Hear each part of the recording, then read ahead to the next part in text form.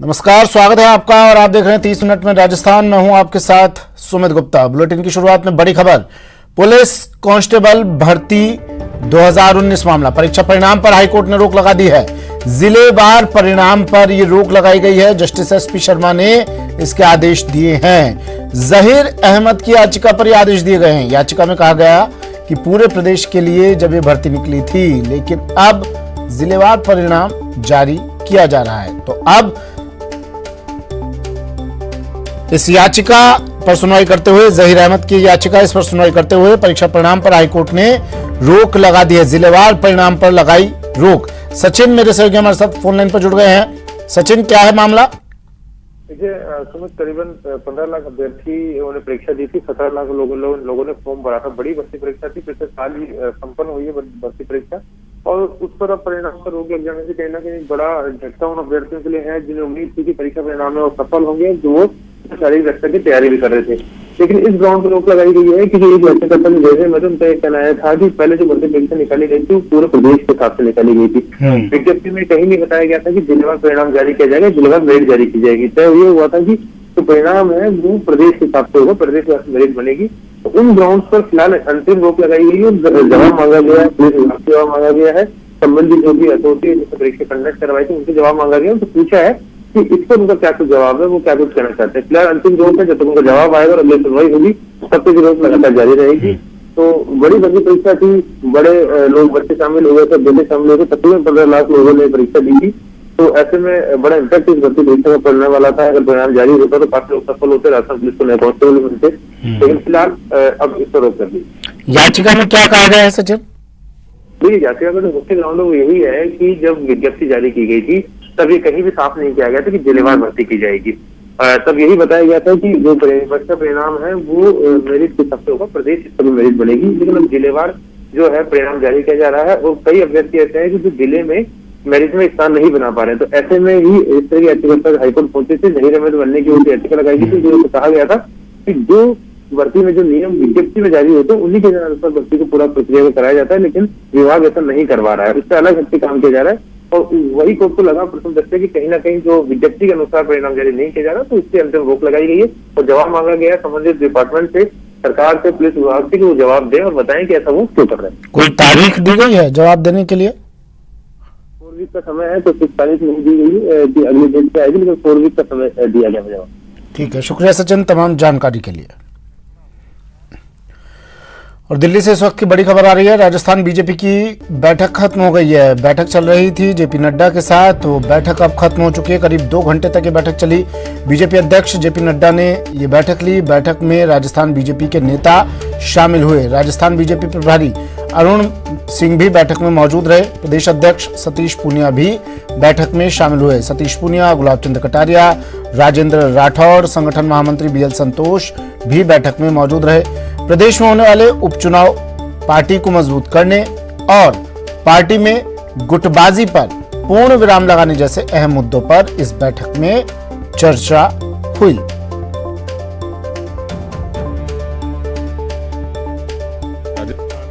क्योंकि अभी हम लोग पंचायती राज चुनाव में एक अच्छी शानदार जीत हमारी हुई है, और आने वाले समय में 90 निकायों के और पंचायती राज के, लेकिन 3 बड़े उपचुनाव, जिसके लिए पार्टी का केंद्रीय नेतृत्व भी गंभीर है और हम लोग पूरे तरीके से उसके लिए तैयार हैं। उस पर पूरी चर्चा हुई है। राष्ट्रीय अध्यक्ष जी का प्रवास अभी होना है और हमारी जो संगठनात्मक पार्टी की गतिविधियां विधिवत रूप से शुरू हों, क्योंकि इस कांग्रेस के कार्यकाल में उनकी बदनीयती के कारण पंचायती राज का निकायों का कैलेंडर बदला और लगभग 2 साल से हम लोग चुनाव में गए हैं। इसलिए संगठनात्मक गतिविधियां कैसे तेज हों, इस पर चर्चा हुई। हमारे जो पार्टी के मोर्चे प्रकोष्ठ हैं, जो फ्रंट ऑर्गेनाइजेशन है, उनकी बड़ी अहमियत है, उस पर चर्चा हुई है। तो कुल मिलाकर अध्यक्ष जी का जब जनवरी-फरवरी में प्रवास होगा, उसके नाते भी उनका आगमन हो और पार्टी की यूनिट पूरी तरीके से उनके स्वागत में भी और संगठनात्मक तौर पर भी मुस्तैद और मजबूत दिखे, इस पर पूरी चर्चा हुई है। कुल मिलाकर आज की जो चर्चा थी लंबी थी, लेकिन उस पर राजनीतिक भी और पार्टी की संगठनात्मक तमाम बातों पर विस्तृत चर्चा हुई है। राजीव तिवारी मेरे सहयोगी हमारे साथ दिल्ली से जुड़ गए हैं। राजीव, सतीश पूनिया जी पत्रकारों से बात कर रहे थे।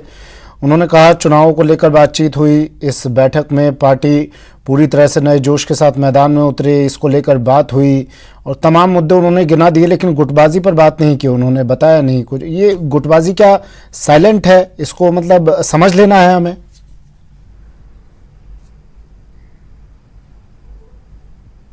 बिल्कुल, सबसे बड़ी बात यह है कि देखिए 3 महत्वपूर्ण मुद्दे थे इस बैठक में, खास करके कि जो 3 सीटों पे उपचुनाव होने हैं वहाँ पार्टी कैसे अपनी जीत हासिल करे। साथ ही जिस तरह से पिछले दिनों कांग्रेस पार्टी ने अपना आक्रामक रुख दिखाया है जयपुर में, तो मुंहतोड़ जवाब पार्टी कैसे दे, किस तरह से संगठन को मजबूत किया जाए, नेताओं को फ्रंट पर आकर के किस तरह से बोलना है। साथ ही जो सबसे अहम मुद्दा है पार्टी में गुटबाजी पर कैसे पूर्ण विराम लगे, क्योंकि राजस्थान बीजेपी में जो खेमेबाजी है इसकी चर्चा दिल्ली में भी है और यही पार्टी आलाकमान जेपी नड्डा चाहते हैं कि यह समय रहते समाप्त कर दिया जाए, क्योंकि जिस तरह से कांग्रेस आक्रामक होती जा रही है और गुटबाजी की वजह से बीजेपी बैकफुट पे नजर आ रही है। तो उसको लेकर के हालांकि बैठक के बाद जो प्रदेश अध्यक्ष सतीश पूनिया ने कहा कि तीन सीट पे जो उपचुनाव है वहाँ पे पार्टी को कैसे जीत दिलाई जाए, इसको लेकर विस्तार से चर्चा हुई। साथ ही जो संगठन जो है मतलब पूर्ण रूप से कार्य नहीं कर रहा है, जैसे संगठनात्मक विस्तारीकरण नहीं हो पा रहा है, तो उसके बारे में भी चर्चा हुई। तमाम जो प्रकोष्ठ की नियुक्तियां होनी है उसके बारे में चर्चा हुई। पार्टी अध्यक्ष जेपी नड्डा दौरे पे जाने वाले हैं, जनवरी लास्ट में या फरवरी में जाएंगे प्रदेश दौरे पे, तो उस समय क्या कुछ रहेगा, किसको क्या जिम्मेदारी दी जाएगी, इन तमाम बिंदुओं पर चर्चा होगी। लेकिन जो गुटबाजी की बात है, गुटबाजी पर उन्होंने खुलकर बोला नहीं। लेकिन सबसे महत्वपूर्ण बात यह है कि जैसे तमाम और भी प्रदेश के कद्दावर नेता हैं जो इस समय जयपुर में हैं, और अगर उपचुनाव और पार्टी को मजबूत करने की बात थी इस बैठक में, तो उनको भी इस बैठक में शामिल होना चाहिए। लेकिन देखा जाए तो वह लोग इस बैठक में शामिल नहीं हो पाए हैं। तो कहीं ना कहीं सवाल उठता है कि गुटबाजी साफ है और उस गुटबाजी को समाप्त करनी एक बड़ा जिम्मेदारी है सतीश पूनिया के ऊपर, एक बड़ी चुनौती है। और यही जो है एक तरह से रोड मैप यहाँ पे तैयार किया गया है कि गुटबाजी भी समाप्त हो जाए और पार्टी भी मजबूत कर ली जाए, क्योंकि पंचायत चुनाव में जिस तरह से बीजेपी का अच्छा परफॉर्मेंस रहा है, तो पार्टी चाहती है कि आगे हम इसको और कैश करें उपचुनाव में और संगठन को मजबूत करें। देखिए, ठीक है, राजनीति का स्वरूप भी राजीव इस तरह का होता है कुछ कि इस तरह की बातें जल्दी से स्वीकार नहीं की जाती है। इसमें सतीश पूनिया जी की गलती नहीं है, लेकिन अगर फिर भी आत्ममंथन कर लिया जाए, गलती स्वीकार कर ली जाए, ठीक है, कैमरे के सामने ना सही, कैमरे के पीछे ही सही, गलती स्वीकार अगर कर लिया जाए तो इस तरह के ना तो बैठकों की जरूरत पड़े, ना इस तरह के परिणाम सामने आए।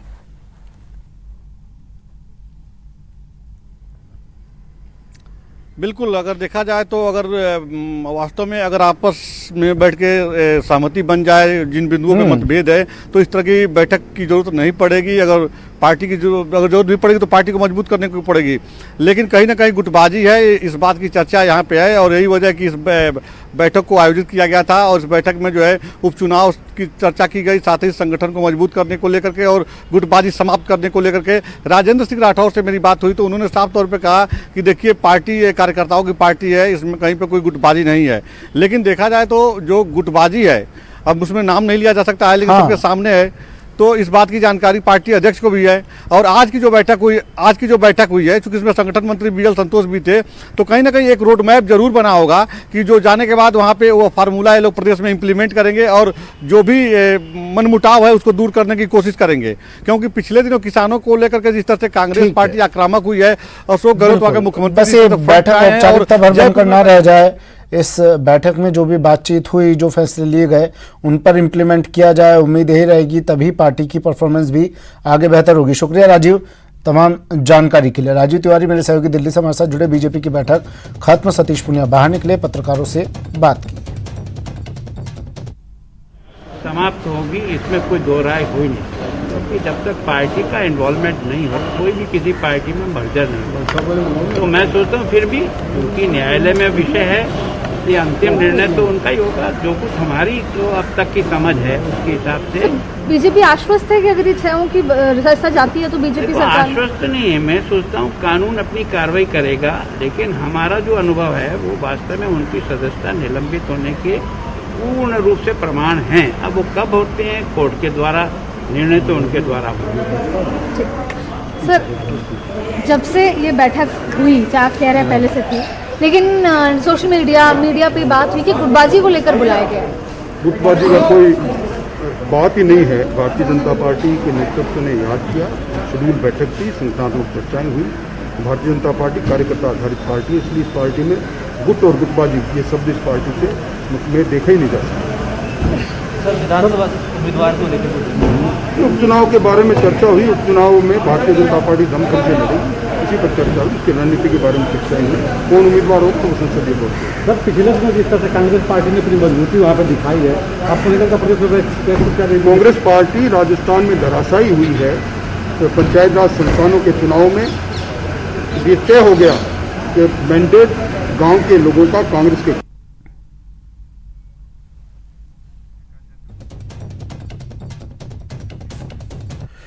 वहीं केंद्रीय मंत्री गजेंद्र